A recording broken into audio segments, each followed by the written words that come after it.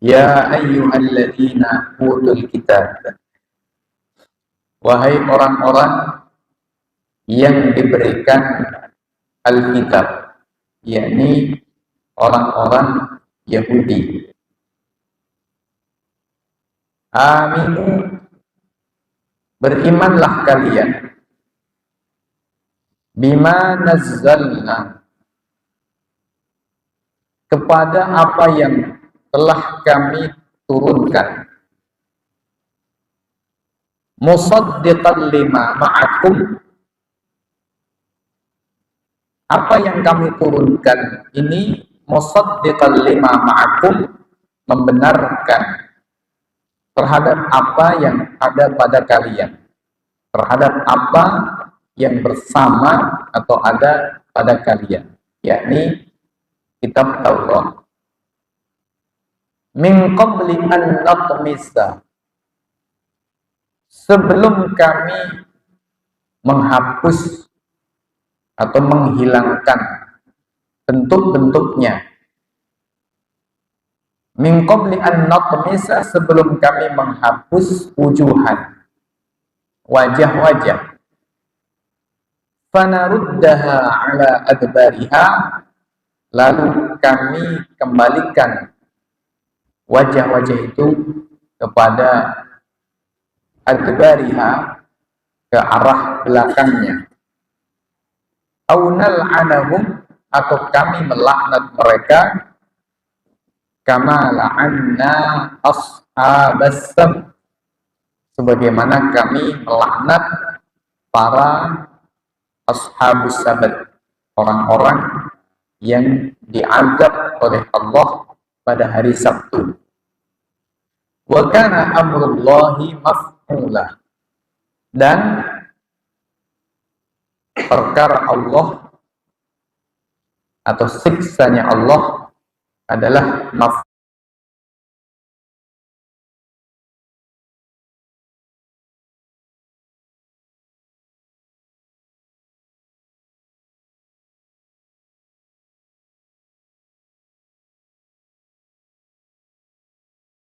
Pada ayat ini Allah Subhanahu wa taala menyeru ahli kitab, ya ayyuhalladzina utul kitab, wahai orang-orang yang diberikan Alkitab, yakni orang-orang Yahudi.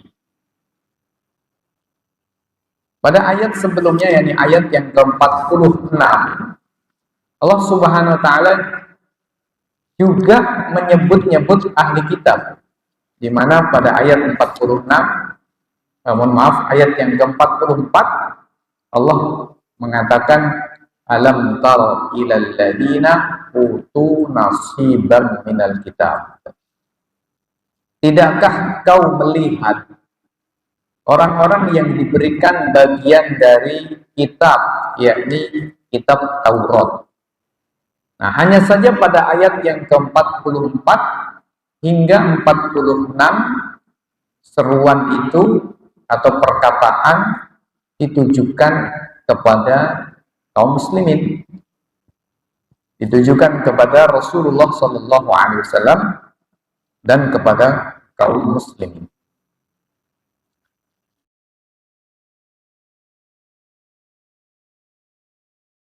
Dorong, meminta, memerintahkan kaum muslimin untuk mengambil pelajaran dari apa yang terjadi pada ahli kitab, di mana mereka lebih memilih kesesatan daripada iman, dan bahkan mereka menginginkan orang lain ikut tersesat. Itu yang Allah Subhanahu wa taala sampaikan di dalam ayat yang ke-44 sampai 46.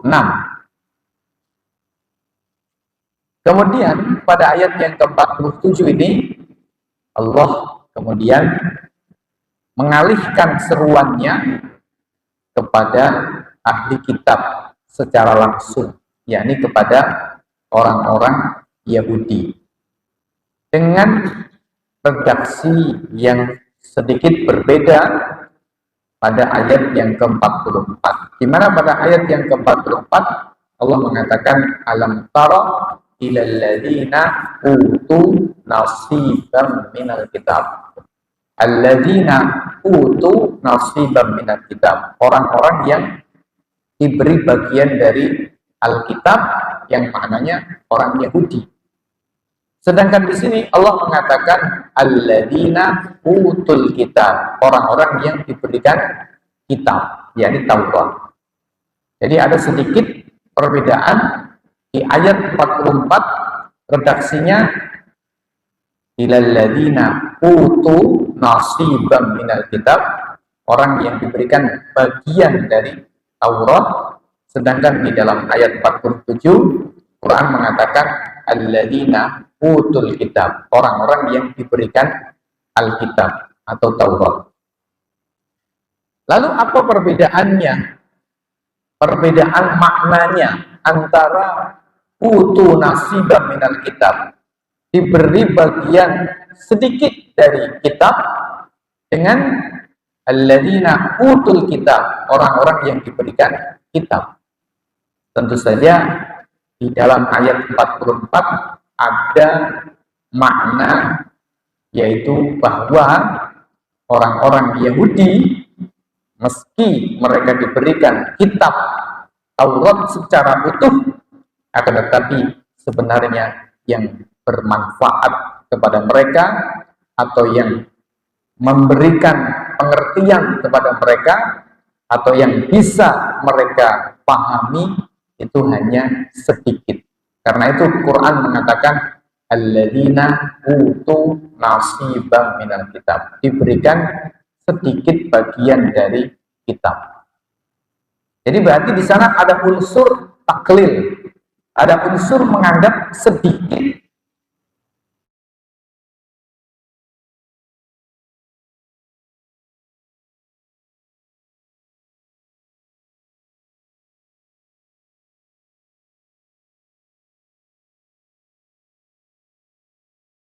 Enggak paham kitabnya sendiri, enggak paham Tauratnya sendiri.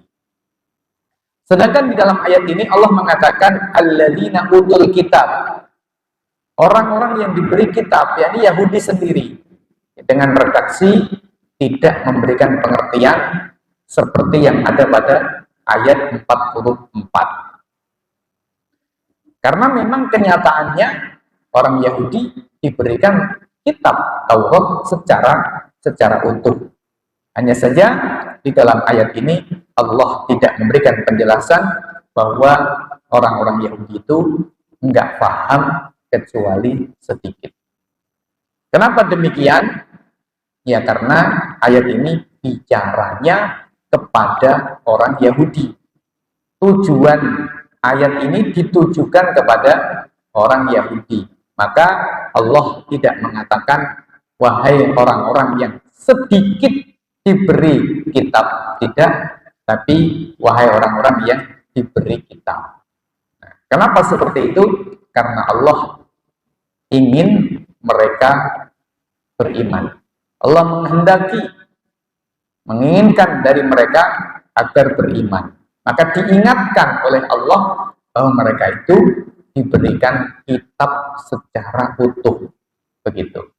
Sedangkan pada ayat 44 Allah sedang bicara kepada kaum mukminin bahwa meskipun orang Yahudi diberikan Taurat secara utuh, tapi mereka yang mereka pahami, yang mereka ngerti itu hanya sedikit. Begitu. Nah, di dalam ayat ini Allah menyeru orang-orang Yahudi agar pertama aminu bima nazzalna musaddiqan lima ma'akum. Agar mereka beriman kepada Al-Qur'an. Aminu bima nazzalna. Berimanlah kalian terhadap apa yang kami turunkan. Apa yang kami turunkan ini maknanya adalah Al-Qur'an. Musaddiqan lima ma'akum, di mana Quran ini membenarkan apa yang ada pada kalian. Yang dimaksud dengan apa yang ada pada kalian yaitu kitab Taurat itu sendiri.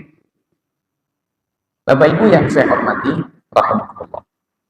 Sehingga dari sini bisa kita pahami, dan ini dijelaskan oleh Allah di dalam beberapa ayat, bahwa Al-Quran ini memang membenarkan apa yang telah disampaikan oleh Taurat.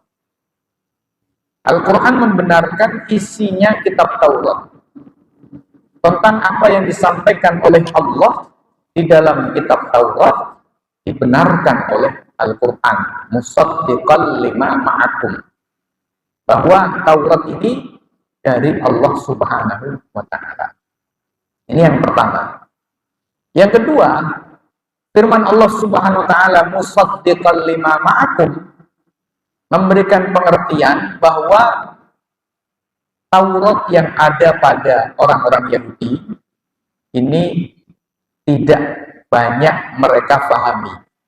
Jadi Quran mengatakan lima ma'akum, terhadap apa yang ada pada kalian. Ungkapan lima ma'akum, terhadap apa yang ada pada kalian, Quran ini membenarkan terhadap apa yang ada pada kalian. Yang dimaksud apa yang ada pada kalian adalah kitab Taurat. Ungkapan seperti ini memberikan pengertian bahwa mereka tidak tahu banyak tentang Taurat. Jadi seolah-olah Taurat itu hanya dimiliki saja, tapi tidak dipahami. Ibarat kita punya kitab atau kita punya buku, kita beli saja, lalu kita pajang atau kita taruh di rak sampai geledukan, tidak pernah kita baca. Sehingga kita katakan kepada orang yang punya buku tapi hanya ditaruh di rak saja, saya menjelaskan apa yang ada pada kamu, yaitu buku yang kamu miliki. Kira-kira seperti itu maknanya. Ini seperti firman Allah Subhanahu wa Ta'ala, masalul ladzina hummilut tawrata tsumma lam yahmiluha kamatsalil himari yahmilu asfara. Quran mengatakan tentang orang-orang Yahudi, masalul ladzina hummilut tawrat, perumpamaan orang-orang yang diberi Taurat, maknanya orang Yahudi, malam yahmiluha, kemudian mereka tidak benar-benar memahaminya, tidak benar-benar mengerti isinya. Kamatsalil himari yahmilu asfara, perumpamaannya seperti keledai yang membawa tumpukan buku. Keledai membawa tumpukan buku, dia nggak ngerti apa isinya buku tersebut dan tidak akan mendapatkan manfaat dari buku tersebut. Keledai tidak akan cerdas gara-gara mengangkut buku. Keledai tidak akan pintar gara-gara menggendong buku.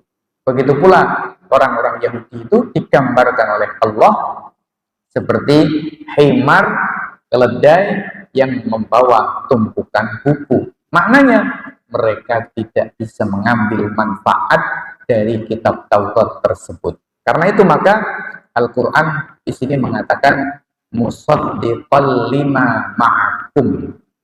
Quran itu membenarkan terhadap apa yang ada pada kalian. Maksud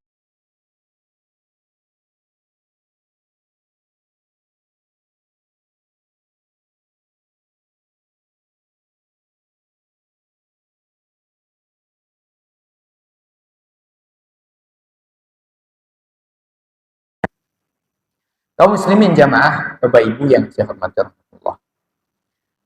Berimanlah kalian terhadap apa yang kami turunkan, yakni Quran, yang membenarkan terhadap apa yang ada pada kalian, yakni Taurat, min qabli an natmisa wujuhan wa naruddaha ala adbariha aw nal'anahum kama la'anna ashabas sab. Di sini Allah mengancam orang-orang Yahudi jika mereka tidak mau beriman terhadap Quran, bisa jadi itu artinya belum tentu, ya. Bisa iya, bisa tidak, karena bisa jadi.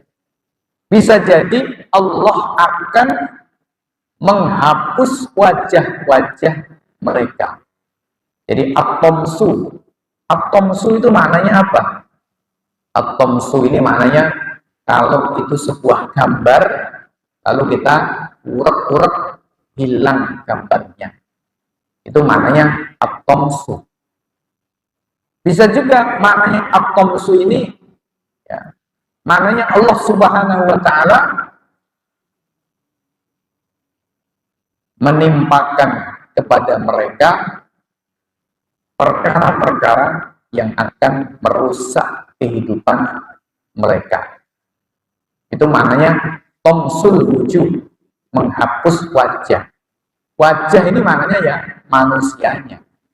Sebab ketika disebut wajah, dimaksudkan manusianya atau orangnya, ya karena wajah ini adalah anggota tubuh manusia yang paling mulia. Seperti kita mengatakan, dia sudah mencoreng-coreng wajah saya. Bukan berarti maknanya betul-betul dicoreng wajahnya, tapi maknanya dipermalukan. Kenapa kok disebut wajahnya?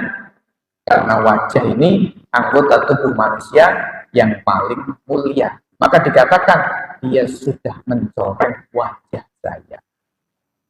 Nah, kaum muslimin jamaah, Bapak Ibu yang saya hormati. Jadi Quran mengatakan kalian beriman kepada Al-Quran yang membenarkan kitab Taurat kalian sebelum kalian dihapus oleh Allah. Begitu maknanya. Maksudnya dihapus, Allah timpakan kepada mereka perkara-perkara yang akan merusak kehidupan mereka. Atau maknanya dihapus adalah Allah timpakan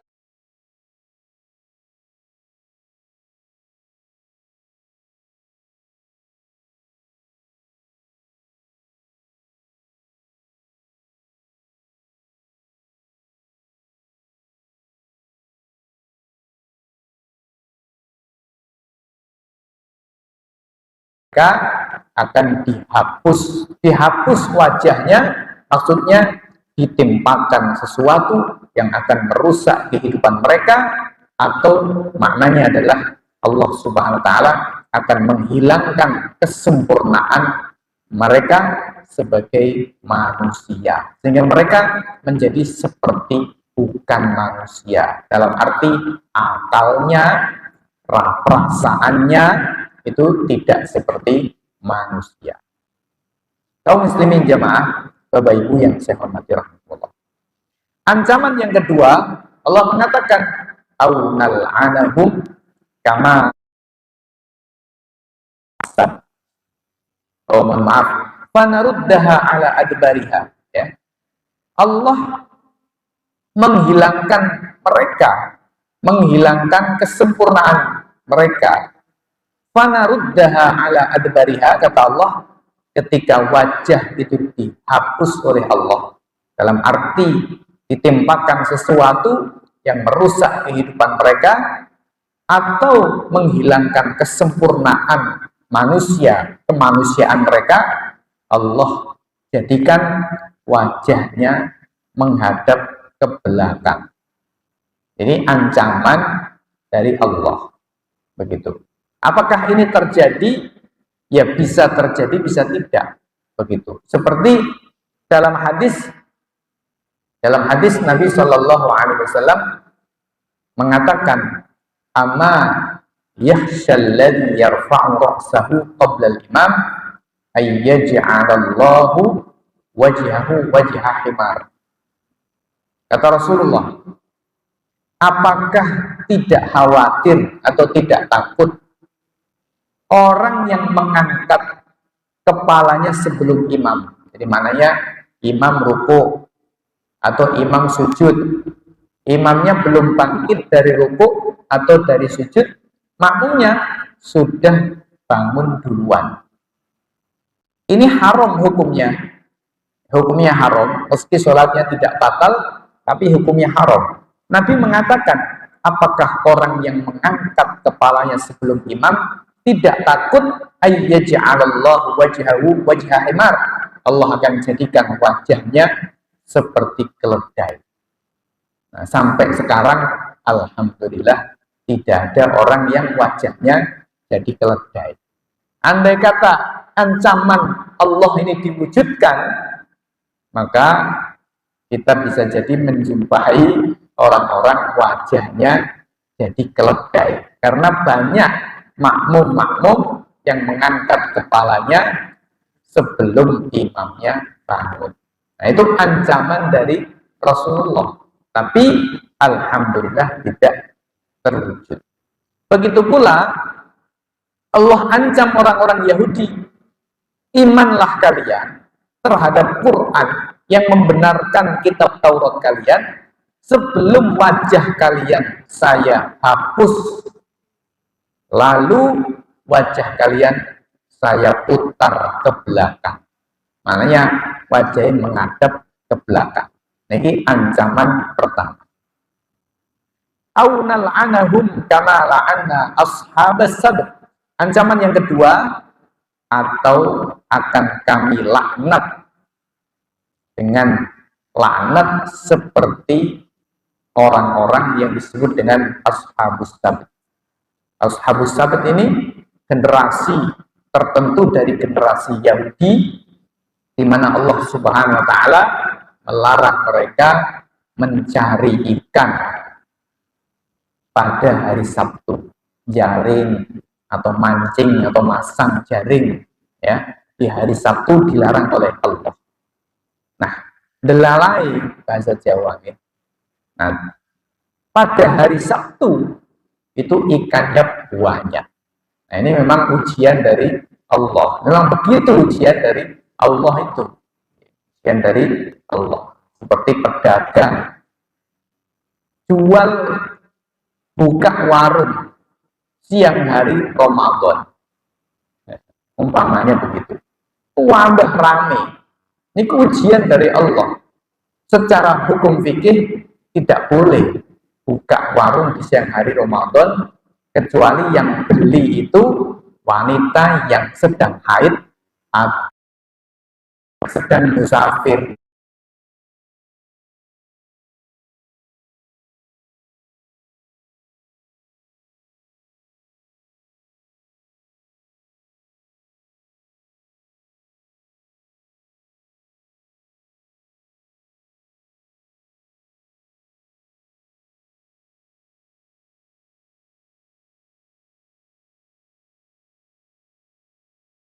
Untuk menikmati tidak puasanya, begitu. Tapi delalai kalau pas bulan puasa siang hari itu tambah ruame, misalnya seperti itu. Nah, ini ujian dari Allah. Nah, ini orang-orang Yahudi, ya, kembali ke Yahudi, itu contoh saja. Orang-orang Yahudi dilarang oleh Allah mencari ikan pada hari Sabtu, seperti disebutkan oleh Allah Subhanahu wa taala ya di dalam Quran surat Al-Baqarah. Tapi pas hari Sabtu itu ternyata ikannya banyak sekali. Maka mereka bingung, wah ini gimana?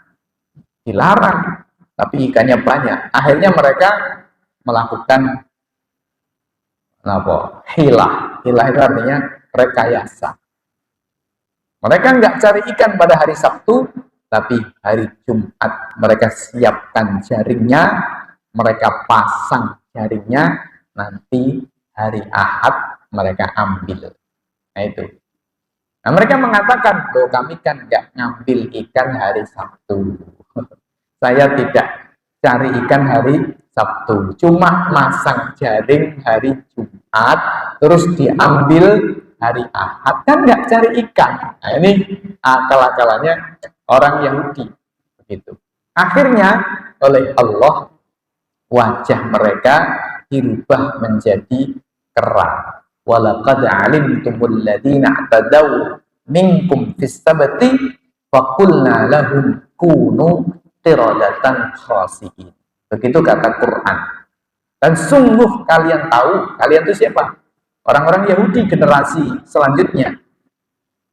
Tahu tentang orang-orang yang melakukan pelanggaran dari kalangan kalian sendiri pada hari Sabtu. Lalu kami katakan kepada mereka, maknanya kami ciptakan kami ubah wajah mereka qiradatan khasiin menjadi kera yang hina, begitu. Kaum muslimin jamaah, Bapak Ibu yang saya hormati. Jadi ayat aunal anahum kama la'anna ashabas sabt, maknanya Allah mengancam mereka dilaknat seperti orang-orang yang mencari ikan pada hari Sabtu, generasi pendahulu mereka. Wa kana amrullahi maf'ula, dan adalah perkara Allah maf'ulan, merupakan perkara yang dilakukan. Maknanya kalau Allah menghendaki, kalau Allah menginginkan, itu semuanya terjadi. Akan tetapi Allah alhamdulillah masih memberikan kesempatan kepada mereka, tidak diazab oleh Allah, tidak diubah wajah mereka menjadi kera, tidak dihapus wajah mereka lalu diputar ke belakang, tidak. Itu karena ya bahasa kita, karena di situ mendapatkan rahmat dari Allah berkat adanya Nabi Shallallahu Alaihi Wasallam. Jadi memang sejak Nabi Shallallahu Alaihi Wasallam diutus, ini Allah Subhanahu Wa Taala tidak atau jarang, kalau toh ada itu jarang-jarang mengazab hambanya langsung di dunia. Kaum muslimin jamaah, Bapak Ibu yang saya hormati rahmatullah. Innallaha la yaghfiru ay yushraka bihi wa yaghfiru ma duna dzalika liman yasha. Wa man yusyrik billahi faqad iftara itsman 'azima. Innallaha, sesungguhnya Allah, la yaghfiru, ia tidak mengampuni, ayyushraka bihi, disekutukannya Allah. Maknanya Allah tidak mengampuni terjadinya syirik, penyekutuan terhadap Allah dengan yang lain. Wa yaghfiru ma duna dzalika liman yasha, dan Allah mengampuni apa yang selain syirik, liman yasha'u, bagi siapa saja yang Allah kehendaki. Wa may yusyrik billah, barang siapa menyekutukan Allah, faqad iftara itsman 'azima, maka sungguh dia telah melakukan dosa yang sangat besar. Kaum muslimin jamaah, Bapak Ibu yang saya hormati rahmatullah, ayat ini kalau kita kaitkan dengan ayat-ayat sebelumnya, yakni berbicara tentang orang-orang Yahudi, berarti maknanya ayat ini mendorong orang Yahudi bahwa Allah belum mengazab mereka di dunia. Allah masih mengampuni mereka di dunia. Sehingga berarti maknanya mengampuni, Allah tidak mengazab mereka langsung di dunia, ya. Kenapa? Karena mereka tidak melakukan kesyirikan meskipun mereka melakukan kekufuran. Jadi Yahudi itu kufur, tapi kufurnya bukan kufur syirik. Jadi kufur itu macam-macam. Ada kufru al-isyraq, kufur karena menyekutukan Allah, seperti orang menyembah berhala, menyembah hewan, sapi, kerbau, dan lain sebagainya. Ada kufur itu kufrul juhud, kufur ingkar, seperti kufurnya orang Yahudi yang mengingkari kenabian Rasul Muhammad Shallallahu Alaihi Wasallam, mengingkari Quran. Itu namanya kufur juhud atau kufur ingkar. Iblis itu tidak menyembah selain Allah, tapi dia kufur inat, maknanya kufurnya karena membangkang perintahnya Allah. Jadi kufur nih macam-macam. Kaum muslimin jamaah Bapak Ibu yang saya hormati Allah. Nah, di dalam ayat ini kaitannya dengan Yahudi.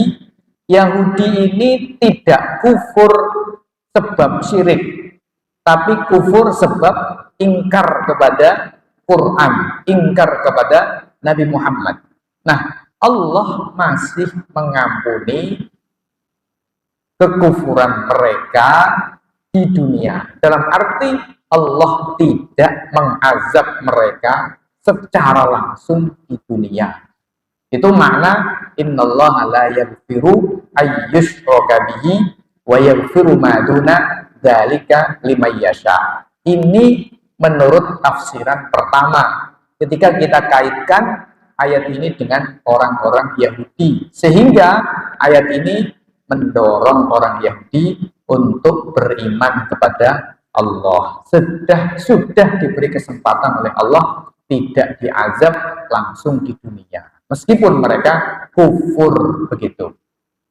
Saat yang sama ayat ini mengatakan wa may yusyrik billah faqad iftara isman 'azima, barang siapa menyekutukan Allah dia telah berbuat dosa yang besar. Berarti ayat ini secara tidak langsung menyinggung orang-orang musyrik bangsa Arab, musyrik Arab yang menyembah selain Allah, bahwa mereka diancam oleh Allah Subhanahu wa Ta'ala. Berarti maknanya ayat ini ya menyinggung orang Yahudi dan juga menyinggung orang musyrik. Ini menurut tafsiran pertama.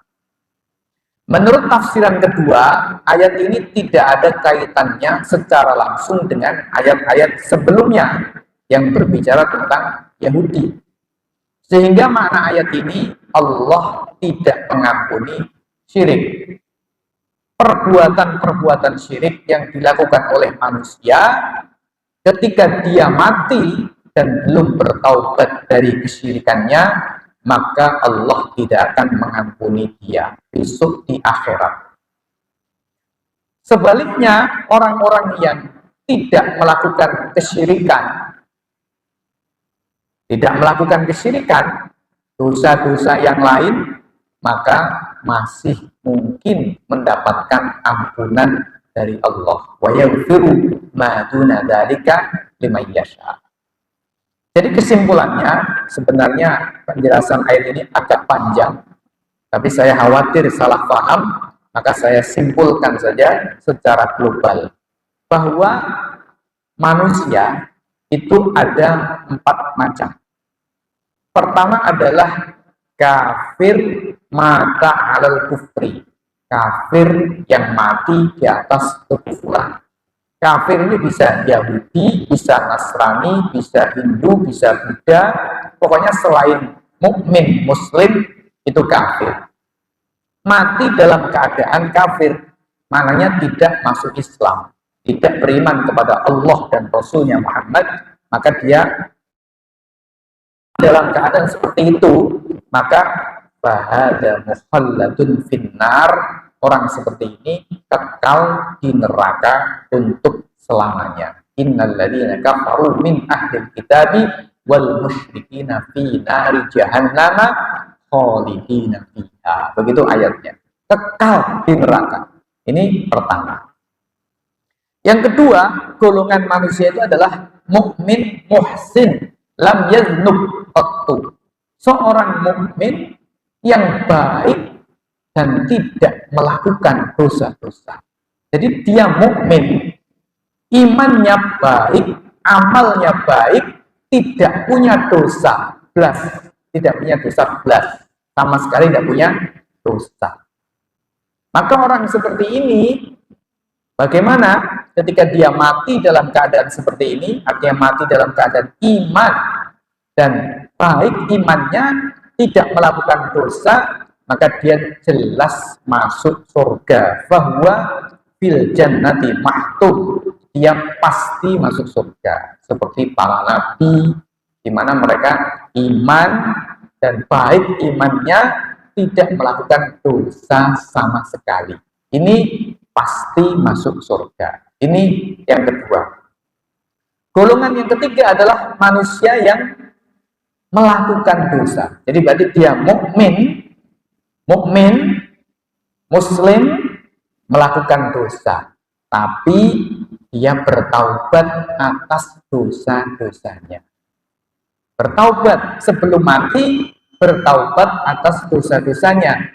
Maka yang seperti ini menurut mayoritas ulama, menurut ahli sunnah, menurut jumhur ahli fikih, mayoritas ahli fikih, orang seperti ini masuk surga, diampuni dosanya oleh Allah bersama dengan golongan yang kedua tadi, ya, golongan yang kedua.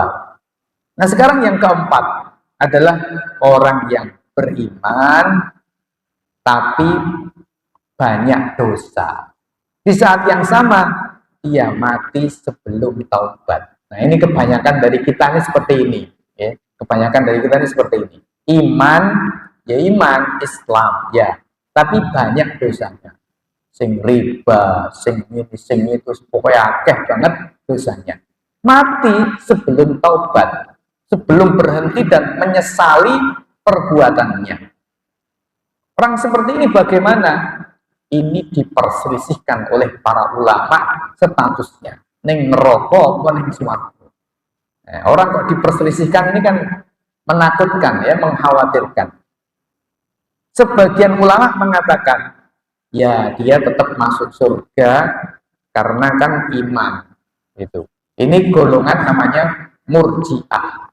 Mengatakan, ya masuk surga wong iman. Golongan kedua, Mu'tazilah. Kalangan Mu'tazilah. Kelompok Mu'tazilah mengatakan, kalau dia itu dosanya dosa-dosa besar seperti tadi ya, riba, zina, minum khamr dan lain-lain, dosa-dosa besar, maka kata Mu'tazilah bahwa finnar la mahalata, mesti melebu neraka, pasti masuk neraka. Ini pendapatnya Mu'tazilah. Kemudian pendapat yang ketiga mengatakan kalau dia dosanya banyak, baik kecil maupun besar, maka dia juga di neraka. Ini perkataan Khawarij. Seperti itu. Sedangkan ahlu sunnah punya pendapat bahwa ya bisa jadi dia mendapatkan ampunan dari Allah, bisa jadi enggak mendapatkan ampunan dari Allah, sehingga dia akan dimasukkan ke dalam neraka sampai habis jatah dosanya dibakar. Sampai kapan? Wallahu alam, tapi tidak untuk selamanya. Ini menurut pendapatnya Ahlus Sunnah. Mayoritas ulama kaum muslimin pendapatnya seperti ini.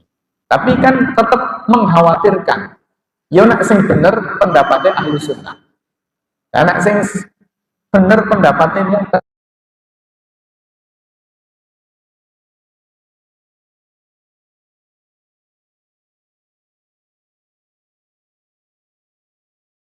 Ya, kita senantiasa berusaha untuk menyesali dosa-dosa yang kita kerjakan. Demikian Bapak Ibu yang saya hormati Allah, yang bisa kita sampaikan, mudah-mudahan ada manfaatnya.